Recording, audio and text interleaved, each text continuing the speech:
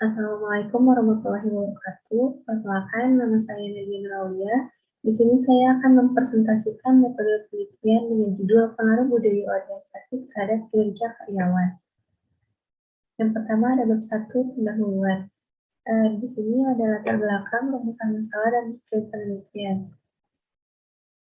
Budaya organisasi sangat berarti dalam kemajuan suatu industri yang berkembang lewat proses pertumbuhan dan gagasan yang diciptakan oleh pemimpin perusahaan.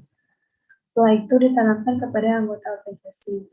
Pertumbuhan organisasi ini bisa diterapkan dengan terciptanya lingkungan kerja yang kondusif, sehingga terbuka dalam peluang dan berkembangnya proses pembelajaran dalam bekerja, mau internal ataupun eksternal.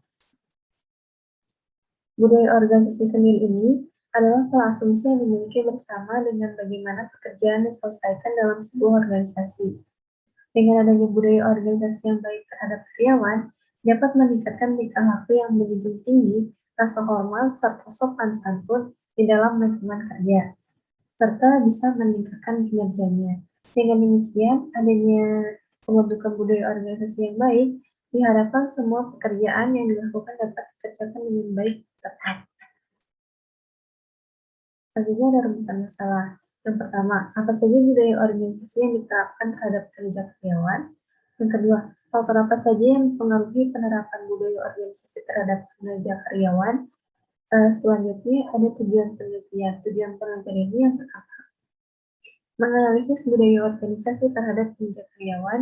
Yang kedua, mengetahui faktor-faktor yang mempengaruhi budaya organisasi. Selanjutnya ada bab 2, tinjau pustaka. Budaya organisasi merupakan ciri yang ada dalam suatu organisasi dan berfungsi sebagai pedoman bagi organisasi atau perusahaan, sehingga dapat dibedakan dengan organisasi lain. Artinya adalah kode etik dan nilai-nilai yang dipahami dan diterima oleh semua anggota organisasi dan juga digunakan sebagai dasar kode etik dalam organisasi atau perusahaan. Selanjutnya ada fungsi budaya organisasi.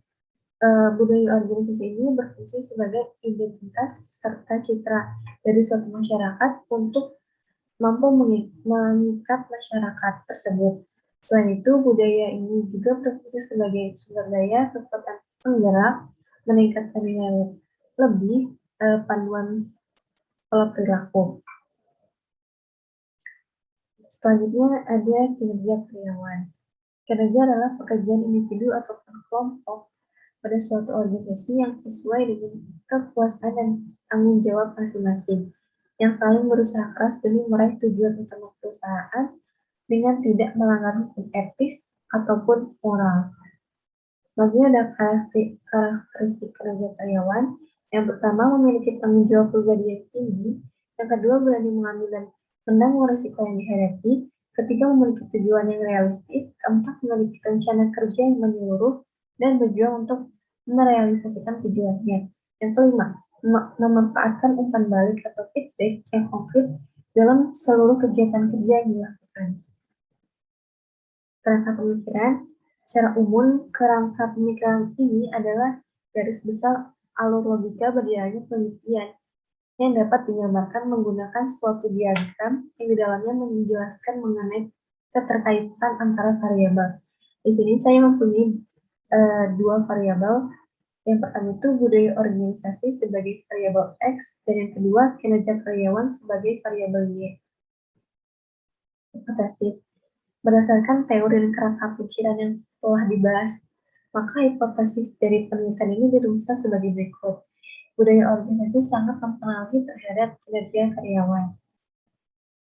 Selanjutnya ada metode penelitian. Jenis penelitian ini memiliki beberapa aspek seperti aspek budaya organisasi terhadap kinerja karyawan.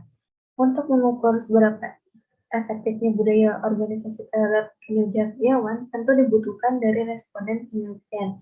Maka penelitian ini bersifat kuantitatif dengan cara pengumpulan data, yaitu survei dengan pengumpulan data tersebut menggunakan kuesioner.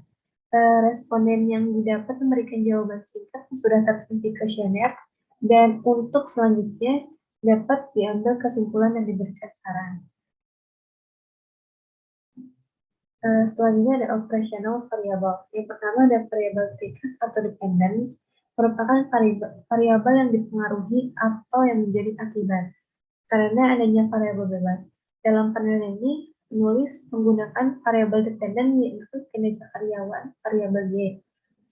Selanjutnya ada variabel bebas atau independent, merupakan variabel yang menjadi sebab perubahannya atau timbulnya variabel terikat dependent. Di dalam penelitian ini, penulis menjadikan budaya organisasi sebagai variabel bebas. Selanjutnya ada indikator variabel terikat. Yang pertama ada kualitas, yang kedua kuantitas, ketiga catatan waktu, keempat efektivitas, kelima kemandirian. Selanjutnya ada indikator variabel bebas. Yang pertama kesadaran diri, yang kedua keagresifan, ketiga kepribadian, dan keempat performa, dan yang kelima orientasi tim. Selanjutnya ada tahapan penelitian. Yang pertama ada rumusan masalah, yang kedua adalah landasan teori, yang ketiga perumusan hipotesis, yang keempat pengumpulan data. Di pengumpulan data ini ada poin lainnya, ada populasi dan sampel, selanjutnya pengembangan instrumen dan pengujian instrumen. Dan yang kelima ada analisis data, yang keenam ada kesimpulan dan saran. Pengumpulan data ini dan sumber data. Teknik pengumpulan data, cara atau teknik pengumpulan data dapat dilakukan dengan interview atau wawancara, kuesioner atau angket, observasi, dan gabungan ketiganya. Sumber data. Sumber data yang digunakan di dalam penelitian ini adalah sumber data sekunder dan primer. Yang selanjutnya ada uji validitas. Uji validitas adalah suatu derajat ketepatan antara data yang sesungguhnya terjadi dengan data yang dikumpulkan oleh peneliti. Validitas sebagai salah satu derajat ketepat atau keandalan pengukuran instrumen mengenai isi pertanyaan atau pernyataan. Selanjutnya ada uji reliabilitas. Reliabilitas ini merupakan sejauh mana hasil pengukuran dapat dipercaya. Apabila hasil pengukuran yang telah dilakukan secara beberapa kali, pengukuran memiliki hasil yang relatif sama. Pada uji reliabilitas ini menggunakan rumus Alpha-Cambridge. Selanjutnya ada teknik analisis data, analisis statistik deskriptif.